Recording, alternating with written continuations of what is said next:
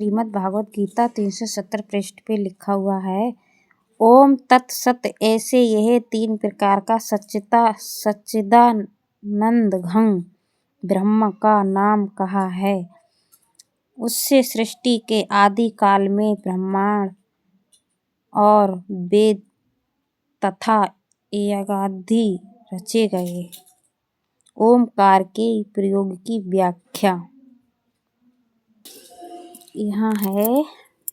इसलिए वेद मंत्रों का उच्चारण करने वाले श्रेष्ठ पुरुषों की शास्त्रीय विधि से नियत यज्ञदान और तप रूप क्रियाएं सदा ओम इस प्रकार परमात्मा के नाम को उच्चारण करके ही आरंभ होती है। तत्व शब्द के प्रयोग की व्याख्या। तत्व अर्थात तत्व नाम से कहे जाने वाले परमात्मा का ही यह सब है। इस भाव से फल को न चाहकर नाना प्रकार की यज्ञ तप रूप क्रियाएं तथा दान रूप क्रियाएं कल्याण की इच्छा वाले पुरुषों द्वारा की जाती हैं। सत शब्द के प्रयोग की व्याख्या यहाँ है। सत्य इस प्रकार यह परमात्मा का नाम सत्य भाव में और श्रेष्ठ भाव में प्रयोग किया जाता है तथा हे पार्थ उत्तम। यहाँ बड़ी बात कह दी है। कर्म में भी सत्य शब्द का प्रयोग किया जाता है तथा यज्ञ तप और दान में जो स्थिति है वह भी सत्य इस प्रकार कही जाती है और उस परमात्मा के लिए किया हुआ कर्म निश्चय पूर्वक सत्य ऐसे कहा जाता है। श्रद्धालु से किए हुए यज्ञादि कर्मों को इस लोक और परलोक में निष्फल और असत्य बतलाना।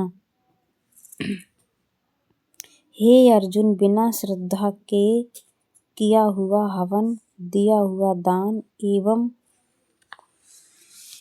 यहाँ तपा हुआ तप और कुछ भी किया हुआ शुभ कर्म वह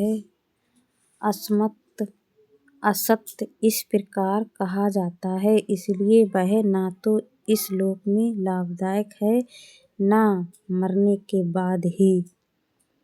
ओम तत्सदिति। श्रीमद् भागवत गीता निष्पत्ति ब्रह्मादि योग शास्त्रे श्री कृष्णार्जुनपादे श्रद्धालु भगवो नमः। सप्तदशोष्टकम्। ओम हरि ओम तत्सत्। हरि ओम तत्सत्। यहाँ कह रहे हैं श्री कृष्ण, हे पुरुष श्रेष्ठ अर्जुन, संन्यास और त्याग इन दोनों में से पहले त्याग के विषय में तू मेरा निश्चय सुन, क्योंकि त्याग सात्विक, राजस और तामस भेद से 3 प्रकार का कहा गया है। यज्ञ दान और तत्रूप कर्म त्याग करने के योग्य नहीं है, बल्कि वह तो अवश्य कर्तव्य है, क्योंकि यज्ञ दान और तप ये तीनों ही कर्म बुद्धिमान पुरुषों को पवित्र करने वाले हैं।